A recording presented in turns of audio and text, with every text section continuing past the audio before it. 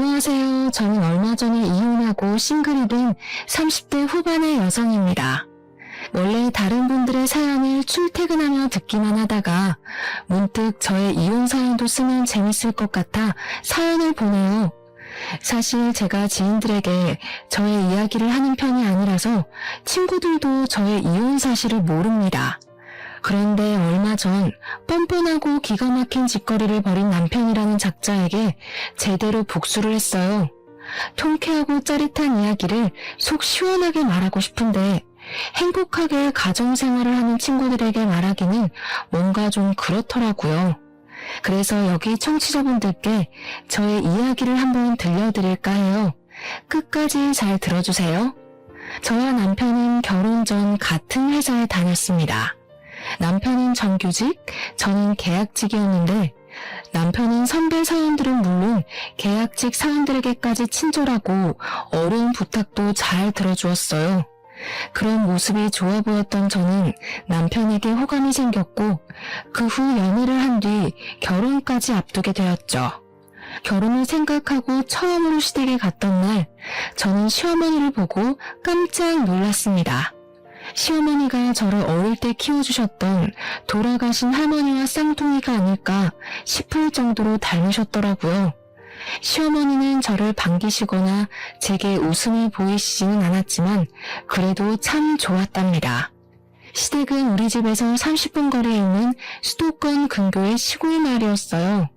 시아버지는 예전에 돌아가셨고 시어머니는 농사를 지으시면서 수확한 농작물을 인터넷으로 판매하고 계셨습니다. 우리는 결혼을 준비하며 서로의 금전 상태를 공유했는데 남편은 직장 생활을 오래 한 것에 비해 모은 돈이 얼마 없었어요. 왜 그런가 했더니 그동안 월급의 절반을 시어머니께 드려서 저축할 수가 없었더라고요. 지금까지는 그렇게 살았어도 결혼 후에는 이렇게까지 용돈을 드리는 것은 무리일 것 같아 저와 남편은 결혼 전 시어머니를 뵙고 이 부분에 대해 확실히 말씀드렸습니다. 아무래도 말씀드리지 않고 용돈을 줄여버리면 시어머니께서 난처한 부분이 생길 수도 있을 것 같았거든요. 시댁을 찾아가 남편이 먼저 용돈을 줄여야 할 것 같다는 이야기를 꺼내니 시어머니는 표정이 좋지는 않으셨어요. 아직 둘이 살림을 합치지도 않았는데 벌써 이 어미 용돈 줄일 생각부터 하냐? 엄마로서는 조금 서운하구나. 그래도 이해해줘요. 앞으로 우리 둘이 아기도 낳고 먹고 살려면 빠듯해. 요새 집값이며 물가도 다 고공행진이고 서운해만 하시지 말고 이해 좀 해줘요. 이놈이 그동안 이 어미가 키워준 건 생각 안 하고 벌써 여자한테 휘둘려서는 제가 그러라고 시키디? 그게 아니라 나도 이제 가장이 되어보니 현실적인 금전적인 문제들도 보이고 해서 못난 놈, 내 아들 등쳐먹는 못된 엄마 아니냐 알겠다. 상황이 이러니 어쩔 수 없지 뭐. 대신 나도 형편이 넉넉하지는 않아서 신혼집은 못 해주겠다. 매달 들어오던 용돈이 줄어서 나도 먹고 살기 힘들어지지 않겠니? 시어머니는 용돈을 줄이는 것에 대해 반기시지 않았지만 결국 우리의 뜻을 따라주셨어요. 대신 집 마련은 도와줄 수 없다고 말씀하셨죠. 이 사실을 알게 된 친정 부모님은 저희 신혼집을 마련해 주신다고 했지만 저나 남편이나 우리의 힘으로 시작을 해보고 싶어서 일단 원룸의 월세방으로 신혼집을 마련했습니다. 넉넉하지는 않지만 마음은 풍족했던 결혼 후 저와 남편은 주말마다 시어머니한테 가서 농사일과 인터넷 판매를 도와드렸어요. 사실 주말에는 집에서 쉬고 싶기도 하고 남편과 단둘이 오붓한 시간을 보내고도 싶었지만 남편이 어머니 혼자 농사 일하기 힘들어하셔서 걱정된다고도 하고 시어머니가 돌아가신 할머니 같다는 생각에 피곤해도 좋은 마음으로 시댁에 갔습니다. 그렇게 3개월이 지났고 결혼 전부터 다녔던 회사와의 계약이 끝났어요. 그래서 저는 회사를 관두고 새로운 일을 구하려 했으나 경기가 어려워서인지 면접 보러 오라는 연락조차 받지 못했습니다. 그 덕에 전 생각지도 못하게 전업주부가 되었죠. 회사 생활을 하다가 집에 있으려니 몸은 편하기는 하지만 이제 사회에서는 제가 쓸모가 없어졌다는 생각에 마음이 울적하더라고요. 하지만 저와는 다르게 시어머니는 점점 바빠지셨습니다. 시어머니의 농작물 판매가 입소문이 나면서 주문량이 많아지기 시작했고 시어머니 혼자 처리하기 힘든 상황까지 되었죠. 하루는 집에 있는데 시어머니한테 전화가 왔어요. 얘야, 이제 나도 나이가 먹어서 일하기가 너무 힘들구나. 지금 주문도 너무 많아서 나 혼자 모든 일하기가 벅차. 너 지금 회사 계약이 끝나서 집에 쉬고 있다고 들었는데 여기 와서 나 좀 도와주지 않을래? 사실 시어머니 이런 부탁이 편하게 들리지는 않았지만 돌아가신 할머니가 꼭 제게 부탁하신 것 같아 무시는 할 수 없었어요. 그래서 많은 고민 끝에 시댁과 같은 동네의 자그마한 주택으로 이사를 하게 되었고 저는 시어머니 일을 도우며 시댁의 모든 대소사에 다 참여했습니다. 힘들기는 했지만 제가 시댁의 유일한 며느리에다가 회사에 다니는 것도 아니었으니 당연히 해야 할 일이라고 생각했어요. 일 자체는 크게 힘들지 않았습니다. 생각보다 저는 도시 생활보다 시골 생활이 더 재밌었고 음식 만드는 것은 결혼하기 전부터 좋아했던지라 문제가 없었어요. 다만 시어머니는 항상 동네 사람들 앞에서 자신이 엄청 좋은 시어머니인 것처럼 말하고 다녔습니다. 여기에 종종 올라오는 사연처럼 며느리를 괴롭히거나 막말을 하지는 않았지만 그래도 시어머니는 시어머니였어요. 항상 은근슬쩍 맛있는 음식들은 남편이 먼저였고 밥도 남편은 따뜻한 밥, 저에게는 매번 찬밥을 주셨죠. 결혼 후 처음으로 맞았던 제 생일날이었습니다.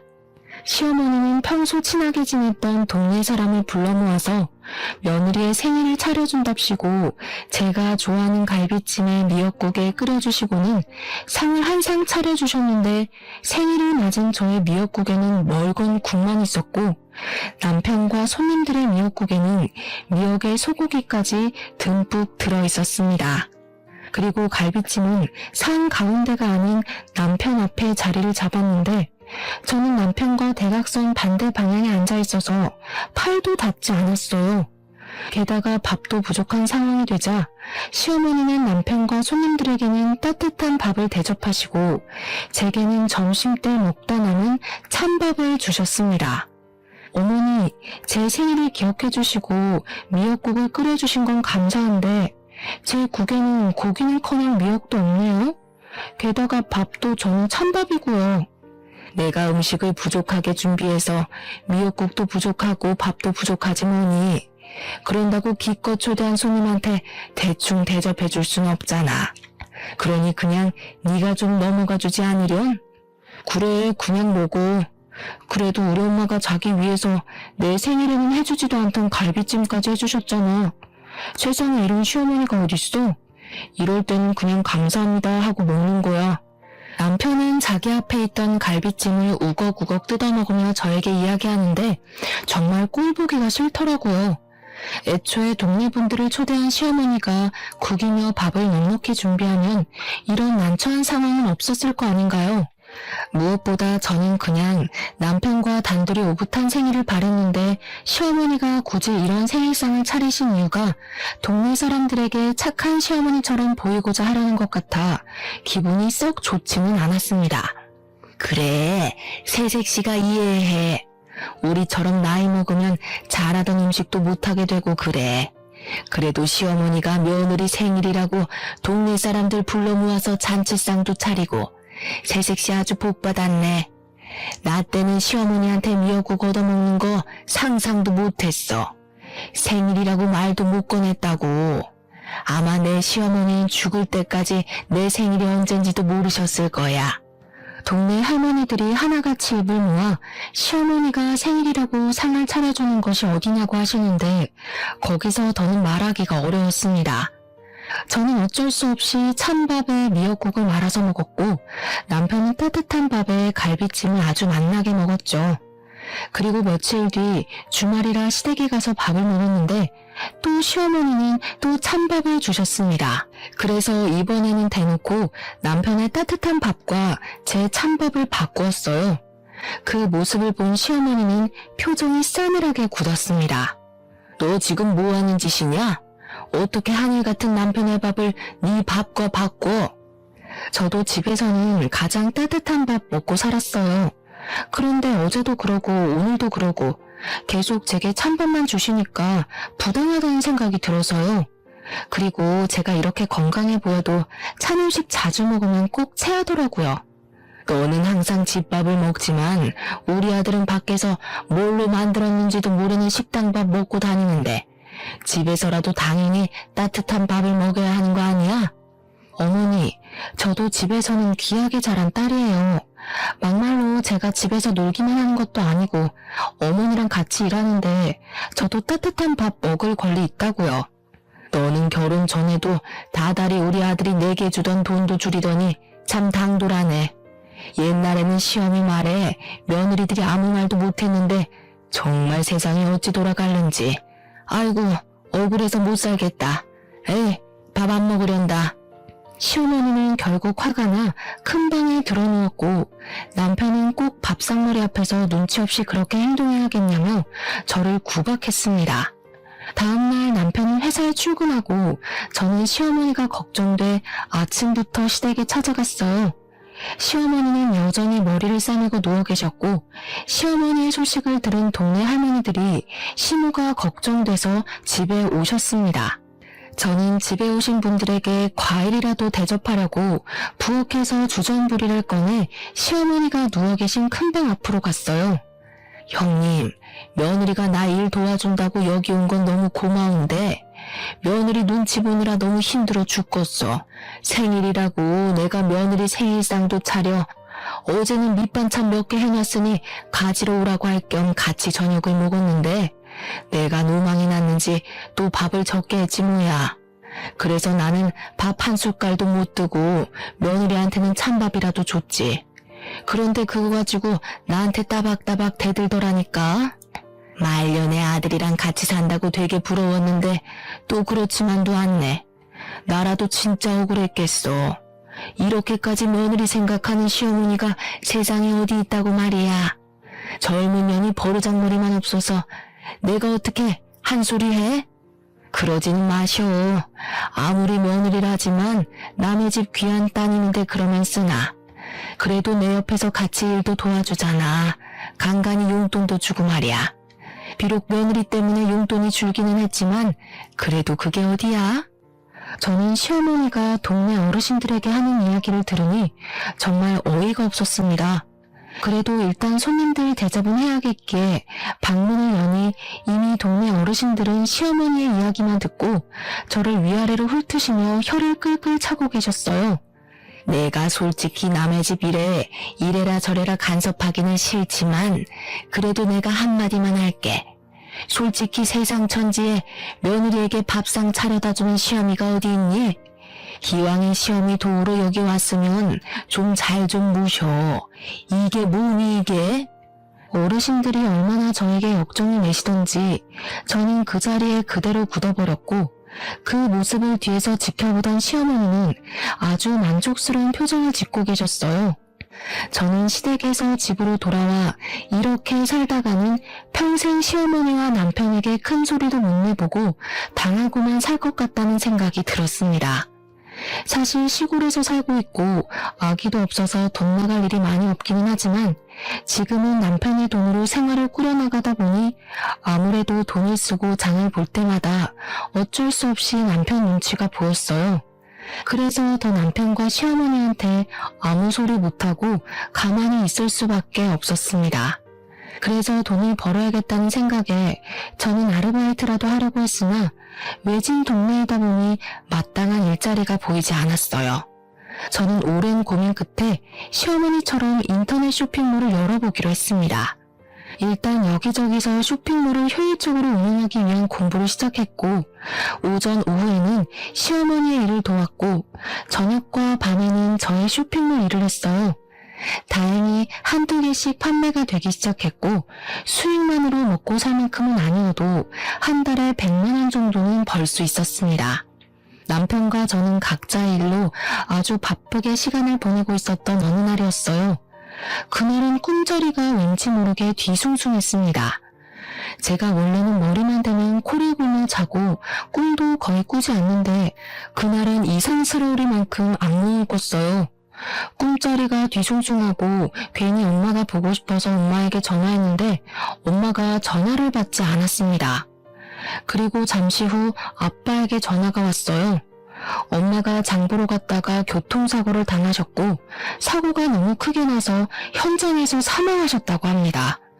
저는 그 소리를 듣고 바로 장례식으로 달려갔고 남편도 바로 장례식장으로 갔어요. 얼결에 시작한 엄마의 장례식은 정신없이 흘러갔습니다. 그리고 둘째 날 시어머니한테 부고 문자를 분명히 남겼는데 시어머니한테 아무 연락도 없고 오시지도 않았어요. 기다려도 오지 않자 저희 아빠가 먼저 남편에게 시어머니는 언제 오시느냐고 물었습니다. 저희 엄마 그러니까 허리를 삐끗하셔서 거동이 불편하다고 오시지 못한대요. 아까 저한테 연락이 왔어요. 못 와서 죄송하다고요. 아이고 그러셨어? 그럼 내일은 오시는 거지? 아마 봐야 할 것 같아요 상황을. 남편은 분명히 어제까지만 해도 멀쩡하시던 시어머니가 갑자기 허리를 삐끗하셔서 못 오신다고 했습니다. 저는 허리를 얼마나 다치셨길래 차로 1시간도 걸리지 않는 장례식장에 못 오시나 싶어 걱정되었어요. 그래서 시어머니께 연락을 드려보았지만 전화를 받지 않으셨습니다. 그리고 다음날 발인하고 장례식이 다 마무리될 때까지 시어머니는 나타나지 않으셨어요. 아빠는 대놓고 말씀은 하지 않았지만 끝내 연락도 오지도 않은 시어머니에게 서운한 듯한 표정을 지으셨습니다. 그렇게 장례식을 마친 후 집에 오는 길에 남편에게 시어머니 많이 다치셨냐고 물었어요. 우리 엄마? 허리는 무슨, 그냥 수학할 것도 많고 피곤하다고 해서 못 오신 거야. 뭐? 그럼 어제 우리 아빠한테는 왜 허리를 다치셨다고 이야기한 거야? 아무리 그래도 장인어른한테 일이 너무 많아서 못 온다고 이야기하면 좀 그렇잖아. 그래서 적당히 둘러댄 거지. 어때? 나 좀 그래도 머리 잘 굴렸지. 장난하냐? 정말 너무하네. 사돈은 가족 아니냐? 다른 날도 아니고 엄마가 마지막으로 가시는 날인데 어떻게 일이 바쁘고 피곤하다는 이유로 장례식을 안 오셔? 당연히 만사를 다 제치고서라도 오셔야 하는 거 아니야? 뭐가 너무해? 그리고 가족으로 생각하니까 내가 3일 내내 같이 있었잖아. 그럼 된 거 아니야? 꼭 우리 엄마까지 거기에 가야 해? 그리고 우리 엄마는 원래 기가 약해서 장례식장 같은 곳 함부로 다니면 안 된다고. 그럼 시어머니는 시어머니 친정 부모님 장례식도 못 가셨겠다. 기가 약해서 어떻게 가? 야, 그건 다른 문제지. 그건 친정 부모님이니까 당연히 가셔야 하는 거고, 지금은 사돈이니까 굳이 꼭 갈 필요가 없는 거고. 뭐? 일반적인 사람들은 친한 친구 부모님이 장례식에도 회사에 연차까지 써가며 가. 말을 말자. 정말 상식 이하인 너랑 대화하자니 내 입만 아프네. 남편은 제 말을 전혀 이해하지 못하겠다는 표정으로 더 대화를 이어가려고 했지만 저는 남편과 더는 대화를 하고 싶지 않았습니다. 사돈의 장례식이지만 피곤해서 못 온다는 시어머니, 그리고 그런 시어머니를 이해하고 두둔하는 남편의 모습이 기가 막혀 말이 다 나오지 않더군요. 게다가 시어머니가 기가 약해서 장례식장 함부로 다니면 안 된다며 도대체 우리 집을 얼마나 무시하면 친정엄마의 마지막 가는 길에 와보지도 않고 연락도 하지 않는 것일까요? 저는 남편에게 화가 잔뜩 났고 남편은 그런 저를 이해하지 못한 채 집에 도착했고 집에서도 우리는 얼음장보다도 차가운 냉전 상태로 밤을 보냈습니다. 그리고 다음날 저는 원래 남편이 출근 후 시댁에 갔지만 그날만큼은 시댁에 가지 않았어요. 시댁에서는 저희 집의 경조사에 참가할 생각이 하나도 없는데 제가 시댁을 위해서 일해야 할 필요성이 전혀 없다고 느껴졌거든요. 제가 가지 않으니 시어머니한테 전화가 왔습니다. 어제 장례식 마쳤다면서? 그럼 얼른 넘어와. 지금 네가 없는 동안 일이 잔뜩 밀렸어. 솔직히 전 시어머니한테 전화가 오길래 당연히 이래저래 해서 못 갔다. 미안하다.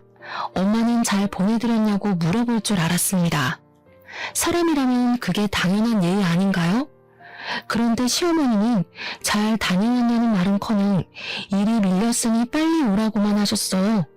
어머니, 솔직히 어머니한테 너무 서운해요. 아무리 그래도 사돈인데 어떻게 그렇게 연락도 없고 오시지도 않으세요. 죽을 사람은 죽더라도 할 일은 해야 하지 않겠니? 그리고 여자는 결혼하면 친정과는 연을 끊어야 해. 너도 그 생각으로 여기까지 온 거 아니야? 솔직히 나는 너 발인 때만 갔으면 했다. 무슨 여자가 친정엄마 돌아가셨다고 3일 내내 있으려고 그래? 그게 지금 무슨 말씀이세요? 그러면 딸들은 친정엄마가 돌아가셔도 장례식장에 가면 안 된다는 말씀이세요? 제가 부모님의 유일한 자식인데도요. 솔직히 장례식장에서 딸이 할 일이 뭐가 있니? 그냥 발인 때 나가서 마지막 인사나 하면 그만이지. 그러는 어머니는 어머니 친정어머니 장례식 때도 발인 날에만 가셨나요? 너는 참 내가 한마디 하면 그냥 네 하면 되지 꼭 그렇게 하나하나 따지고 들더라. 아주 버릇이 안 좋아. 내가 너 지금 지켜보고 있다. 뭐 하나 제대로 걸리기만 해봐. 그리고 빨리 넘어와 일이나 하게. 저는 시어머니와 대화를 하면 할수록 정이 뚝 떨어졌습니다. 그래서 그냥 아무 말 없이 전화를 끊어버렸고 이제부터는 절대 시댁 행사에 참여하지 않기로 했어요. 며칠 뒤 그날은 시아버지 제삿날이었고 역시 시어머니한테 전화가 왔습니다. 우리 제사 준비해야 해서 장 봐야 하는데 언제 오니? 저는 시아버지 얼굴을 본 적도 없는데 제가 왜 해요? 너 요새 왜 그러니? 요새는 일하러 오지도 않고 내가 너 없어서 얼마나 힘든 줄 알아? 언제까지 그렇게 애처럼 굴 거야? 넌 이 집의 며느리야.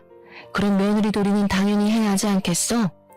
시어머니는 저한테 며느리의 도리를 운운하며 도대체 왜 그러냐고 저에게 화를 내셨지만 저는 그냥 전화를 끊어버렸습니다. 그리고 그날 밤 퇴근한 남편이 저에게 얘기 좀 하자며 도대체 요새 왜 그러냐고 묻더라고요. 내가 안 그러게 생겼어? 다른 일도 아니고 장례식인데 오시지도 않고 오자마자 위로는커녕 일부터 시키고 어떻게 그래? 그럼 산 사람은 살아야지. 사람 죽었다고 생업을 다 포기하니? 그리고 누구나 다 나이 먹으면 죽어.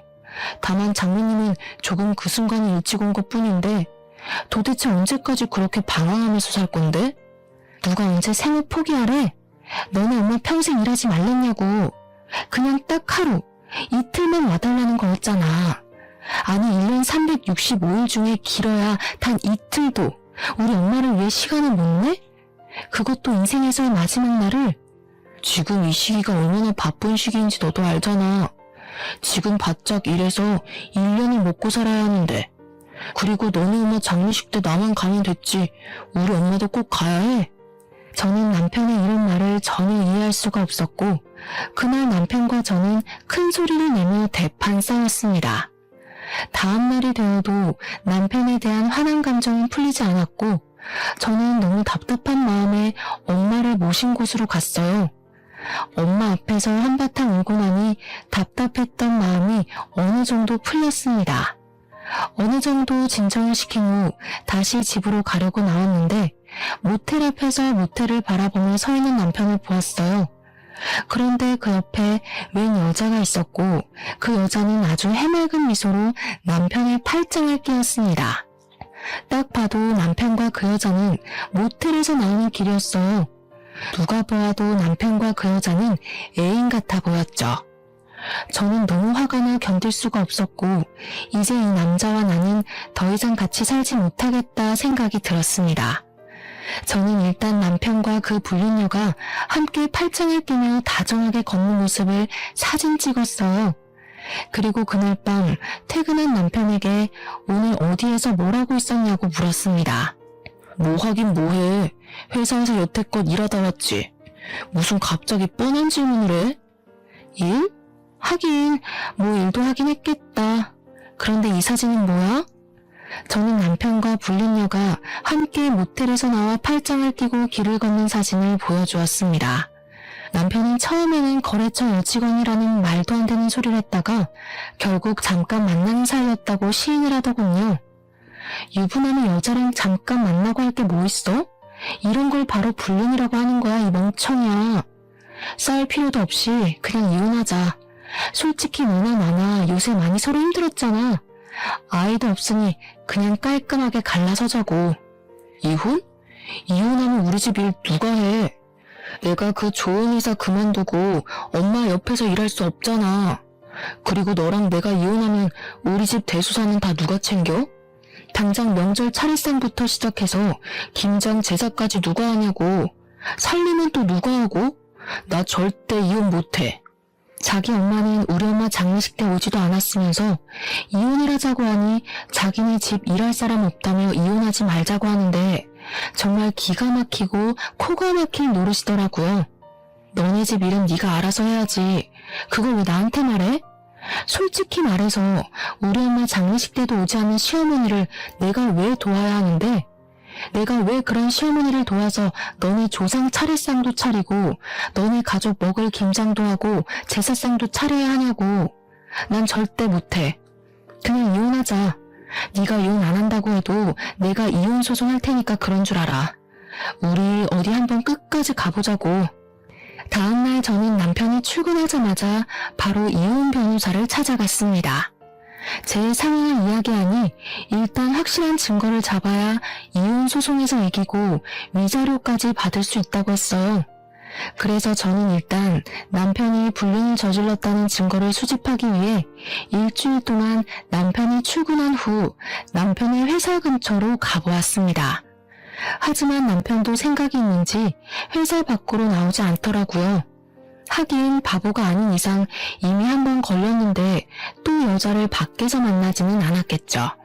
그래서 결국 일주일 동안 아무 소득을 얻지 못하고 집에 터덜터덜 돌아왔습니다. 그런데 남편이 주로 사용하는 노트북이 켜져 있었고 메신저도 로그인이 되어 있더라고요. 사실 저는 한 번도 남편의 핸드폰이나 노트북을 몰래 본 적이 없었습니다. 아무리 부부이고 가족이라고 해도 그건 예의가 아니라는 생각이 들었거든요. 그런데 이렇게 된 이상 저는 증거를 수집해야만 했고, 그래서 남편의 메신저를 몰래 보았습니다. 남편의 메신저에는 어떤 여자와 사랑의 대화를 나눈 증거가 한가득 있더라고요. 저는 화가 너무 나서 터질 것만 같은 심장을 부여잡고 하나하나 차근차근 읽어보았는데 정말 욕이 절로 나왔어요. 남편은 대낮부터 모텔 대시라고 퇴근 후에는 만나서 데이트까지 알차게 즐겼습니다. 저는 여기서 밭일하고 쇼핑몰 일하느라 바빴는데 남편은 다른 여자랑 주말마다 만나서 여기저기 쏘다녔다고 생각하니 정말 화가 머리 끝까지 치밀어 올랐어요. 저는 반드시 이 둘을 가만두지 않으리라 다짐하며 일을 갈았죠. 그렇게 혼자 정신 나간 여자처럼 욕을 하다가 겨우 마음을 진정시키고 메신저의 모든 내용을 이미지 파일로 저장했습니다. 그런데 노트북에는 이것 말고도 정말 이상한 것이 있었어요. 여자 화장실을 몰래 찍은 듯한 영상이 한가득 있더라고요. 이게 뭔가 싶어 자세히 보니 그 여자 화장실은 제가 결혼 전 남편과 다니던 그 화장실이었고, 영상 속의 여성분들 얼굴 중에는 제가 아는 여성분들도 있었습니다. 순간 남편과 같은 회사 다닐 때 회사 여자 화장실에 변기가 막혔을 때마다 앞장서서 도왔던 일이 떠올랐어요. 사실 회사 다닐 때 이상하게 여자 화장실의 변기통이나 하수구가 종종 막혔었거든요. 그때마다 다른 사람들은 화장실 하수구나 변기통을 뚫는 것을 싫어했습니다. 그런데 남편만은 달랐어요. 여자 화장실이 또 막혔어요. 도대체 뭐가 문제이지? 제가 한번 봐볼게요. 여자 화장실 잠시 들어가도 되죠? 그럼요. 솔직히 일도 많으시고 바쁘신데도 이렇게 항상 앞장서서 도와주셔서 감사해요. 그 뒤로도 변기나 하수구가 막힐 때마다 여직원들은 남편을 찾았고, 남편은 인상 한번 찌푸리지 않고 바로 뚫어주어서 다들 너무 고마워했었거든요. 저는 설마 하는 마음에 일단 회사 다닐 때 친하게 지냈던 사장님의 막내딸에게 전화해서 부끄럽지만 남편이 몰래카메라 촬영을 하는 것 같으니 확인해달라고 했습니다. 사장님의 막내딸은 아직 회사에 다니고 있었고 다른 사람들보다 쉽게 사내 CCTV도 확인할 수 있었어요. 다음날 사장님 막내딸에게 CCTV를 확인했다며 전화가 왔습니다.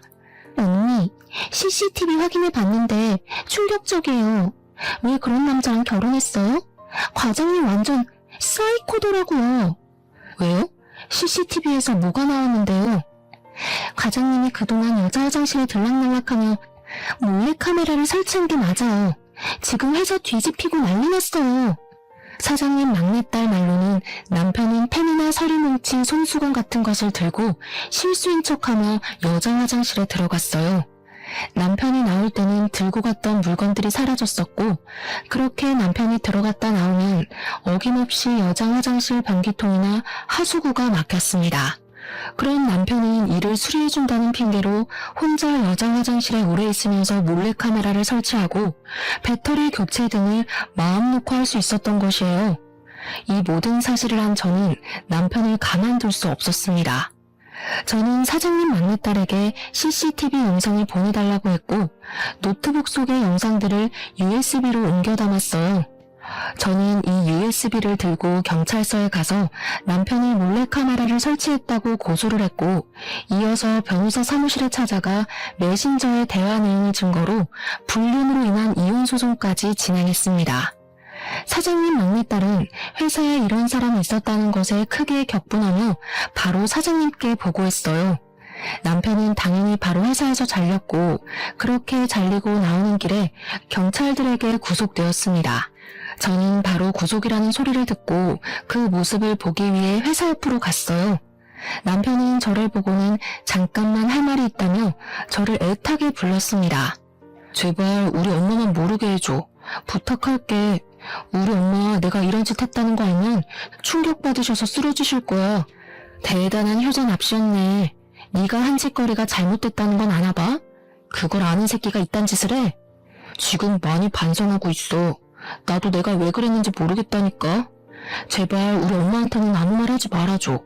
그리고 너 아직 회사 여직원들이랑 가끔 연락하지? 그 여직원들이랑 친하게 지냈잖아. 여직원들에게 선처를 바라는 탄원서 좀 부탁할게. 우리 그래도 결혼까지 한 사이잖아. 안 그래? 그렇지. 결혼까지 한 사이이긴 하지. 그런데 말이야, 나 지금 변호사 사무실에 이혼한다고 너한테 소송 걸었어.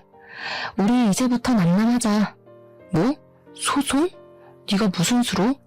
내가 이혼 합의 안 해주면 우리는 이혼 못해. 알지?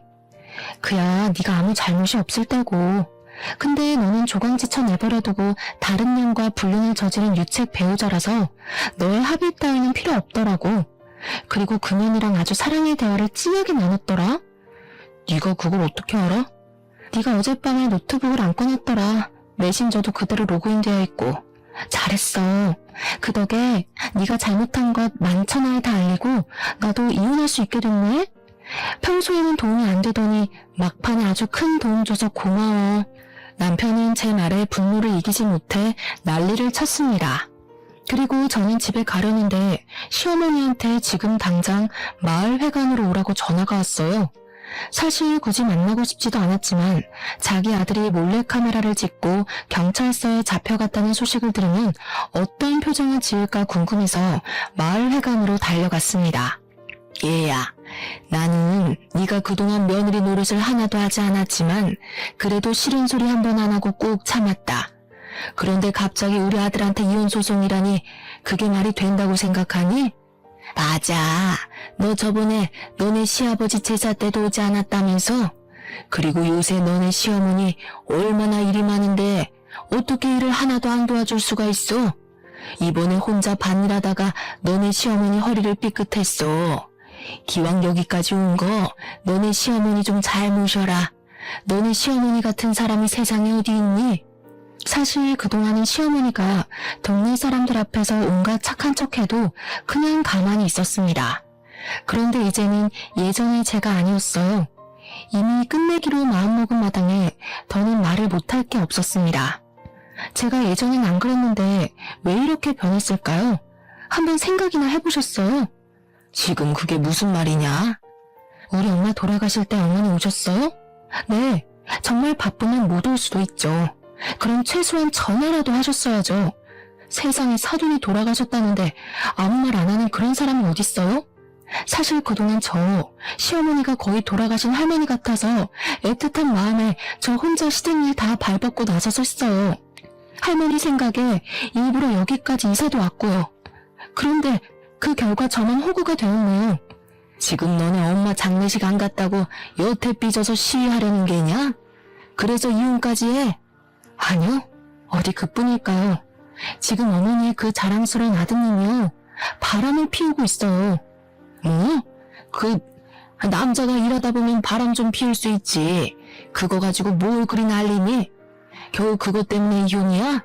막말로 우리 아들이 애를 낳은 것도 아니고 잠깐 그냥 방황한 건데. 참 너도 속이 아주 밴댕이 소갈딱지야. 그뿐인 줄 아세요? 당신 아들 지금 경찰서에 있어요. 경찰서? 그게 무슨 소리냐? 우리 아들이 왜? 회사 여자 화장실에다가 몰래카메라를 설치했다지 뭐예요. 노트북에 여자 화장실 몰래카메라 사진이 쫙 깔려있더라고요. 그래서 제가 경찰서에 그대로 넘겼더니 아줌마 아들이 구속돼 버렸어요. 뭐? 그걸 네가 고소했다고? 너랑 우리 아들은 부부의 연을 맺었어. 부부는 힘들 때 같이 하는 게 부부 아니니? 어떻게 너는 네 남편을 그렇게 경찰서에 홀라당 넘길 생각을 해? 네가 어떻게 우리 집에 이렇게 뒤통수를 때려? 어떻게? 이 못된 어근년. 시어머니는 제게 못된 년이라고 하면 난리였지만 아까와는 다르게 다른 할머니들이 아무도 시어머니의 말에 동의하지 않았습니다. 오히려 시어머니를 곱지 않은 시선으로 바라보았죠. 형님들, 저것이 내 아들을 경찰서로 잡아넘겼대요. 이게 말이나 됩니까? 아이고, 집에 여자 잘못 들여서 이게 지금 뭔 난리야. 아이고, 나 죽네. 이봐, 여자 화장실에 몰래카메라를 설치했다는데 그건 아들이 잘못한 것 아닌가? 아들이 잘못했으면 당연히 벌을 받아야지. 그렇게 잘난 아들 뒀다고 자랑하더니 이거 뭔. 아무튼 이제 더 들을 이야기도 할 이야기도 없으니 우린 가네. 다시는 연락하지 마. 솔직히 맨날 은근히 며느리 차별했으면서 맨날 착한 척은. 다들 갑시다. 동네 할머니들은 난리치는 시어머니를 두고 다들 각자의 집으로 가셨고 저도 바로 저의 집으로 돌아갔어요. 그 뒤로 남편은 기나긴 재판 끝에 징역 10개월의 집행유예 2년이 선고되었습니다. 그리고 남편이 불륜을 저질렀다는 증거가 입증되어 감옥에서 이혼하게 되었어요. 또한 저는 공동명의로 같이 살던 집을 위자료로 받아서 그 집을 팔고 남편에게로 갔습니다. 아빠는 이혼하고 온 딸에게 그동안 고생했다고 하며 아빠가 일하시는 회사에 빈자리가 하나 있으니 거기서 다시 시작해보라고 권하셨어요. 사실 아빠는 20대 때부터 지금까지 한 회사에서 계속 근무하셨고 지금은 이사님이십니다. 회사가 크지는 않지만 그래도 월급 한 번 밀리지 않았고 꾸준히 월급도 오르고 있어요. 그렇게 저는 아빠 회사에서 사무직 직원으로 일하고 있습니다.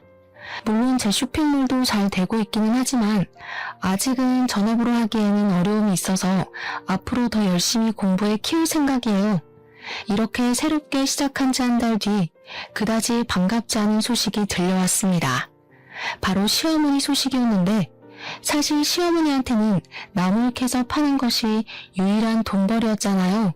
하지만 시어머니가 동네 사람들의 손가락질이 두려워 낮에는 집 밖으로 나가지 않고 밤에만 밖으로 나가 나무를 캐러 다녔대요.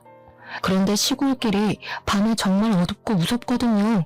그 어두운 길을 혼자 밤에 다니다가 산에서 넘어져 실족사했다는 것입니다. 전 남편은 바로 감옥에서 나와 장례식을 치러야 했어요. 어떤 사람들은 이런 상황에서 안쓰러운 마음이 들기도 하겠지만 사실 저는 너무 통쾌하게 느껴졌습니다. 자업자득이라는 생각이 들었어요. 그래서 가서 마지막 가는 길을 한번 보기로 했죠. 부조금은 얼마나 할까 하다가 생각해보니 남편과 시어머니 둘 다 우리 엄마 돌아가셨을 때 부조금을 아예 안 냈더라고요. 그래서 그냥 빈손으로 가려다가 그것은 예의가 아닌 것 같아 부조금을 아주 약간 준비했습니다. 단돈 1,000원이요. 저는 장례식장에서 부조금 봉투에 당당히 제가 준비한 1,000원을 넣었어요. 그 모습을 본 남편이 화가 난 표정으로 제 손목을 딱 잡더라고요. 야, 너는 생각이 있는 거냐 없는 거냐? 여기에 네가 왜 와? 그리고 부조금 꼴랑 1,000원? 지금 장난하냐? 1,000원은 뭐 돈 아니니? 그리고 너랑 너네 엄마는 우리 엄마 돌아가실 때 부조금 냈어? 생각해보니까 너네 가족 우리 엄마 돌아가실 때 부조금 한 푼도 안 냈더라? 그보다는 1,000원이 더 낫지 않아? 그래도 1,000원이면 껌 하나만 씹으며 저승길 가실 수 있겠네. 지금 사람 놀리냐? 야, 솔직히 말해서 네가 그 파일들 경찰서에 넘기지만 않았어도 일이 이렇게 안 됐어. 그래도 잘 나가던 내 인생 이렇게 나락으로 보냈으니 네가 날 책임져야 하는 거 아니야? 그러게 평소에 네가 행실 똑바로 했었어야지. 아, 이미 다 끝난 마당에 너랑 말싸움해서 뭐하니? 그래도 너네 엄마 일은 좀 안 됐긴 하네. 이게 바로 자업자득, 인과응보라고 하는 건가? 말 가려서 해라. 내가 진짜 너 만나서 되는 일이 없어. 너 때문에 감옥도 가고 엄마도 돌아가시고. 전 남편은 자기가 그동안 잘못한 것은 생각도 하지 않은 채 모든 것을 다 제 탓으로 돌렸습니다. 감옥에 가서도 여전히 반성은 전혀 하지 않은 듯 했어요. 저는 전 남편의 이야기를 들으니 어렵게 잡고 있던 이성의 끈을 놓아버렸습니다. 그래서 장례식장 앞에 있는 여자 화장실로 들어가 대걸레를 들어왔어요. 대걸레는 뭐냐? 우리 엄마 마지막 가는 길 깨끗하게 가시라고 청소라도 해주려고? 아니, 아무리 봐도 네 머리에는 똥만 가득 찬 것 같아서 너 좀 청소 좀 해주려고. 저는 이 말과 동시에 대걸레를 전 남편의 얼굴에 비볐습니다. 야, 이 똥만 가득 든 놈아. 네가 걸레 같은 짓을 하고 다녀서 이렇게 된 건데 그걸 왜 내 탓을 해? 내가 생각할수록 어이없어서 그래도 여기서 싸우지는 않으려고 했는데 내가 괜히 왔다 싶다. 감옥 갔다가 나오면 걸레 같은 짓 그만하고 좀 똑바로 정신 좀 차리고 살아. 내가 이 대걸레로 네 얼굴 닦아줄 테니까 제발 이제 사람 좀 되라. 대걸레로 세수한 남편은 나에게 세상의 모든 욕을 다하며 난리를 쳤고 저는 그런 남편에게 대걸레 던져주고 나왔습니다. 남편이 정신 나간 놈처럼 소리 지르니 옆방 다른 유족들과 장례식장 관계자들이 다 나와 남편을 구경하더라고요. 저는 그분들에게 큰 소리로 이렇게 사과의 말씀을 전했습니다. 소란을 피워 죄송합니다. 그런데 저놈이 여자 화장실에 몰래카메라를 설치해서 감옥에 갔거든요. 제가 사람 좀 되라고 대걸레로 얼굴 한번 문질러줬습니다. 죄송합니다. 이 말을 하고 저는 장례식장을 빠져나왔고 그 뒤로는 전 남편 놈이 어떻게 되었는지는 잘 모르겠습니다. 이날 장례식장에서 나오면서 얼마나 기분이 통쾌하고 짜릿하던지요. 10년 묵은 채증이 확 내려가 하늘을 날아갈 것만 같은 기분이었답니다. 이 글을 쓰는 지금도 전 남편 놈이 대걸레로 얼굴을 문대고 화를 내는 장면이 떠올라 미소가 절로 지어지네요. 저는 이렇게 저의 친정을 무시했던 시댁에 이렇게 짜릿한 복수를 했습니다. 지금은 열심히 제 일도 하며 그 어느 때보다 바르고 보람찬 하루하루를 보내고 있어요. 저의 살아온 이야기 어떠신가요? 부디 저의 이야기를 듣는 여러분이 재밌으셨기를 바라며 이제 마무리를 지어볼까 합니다. 오늘 남은 하루 행복하게 보내세요. 감사합니다.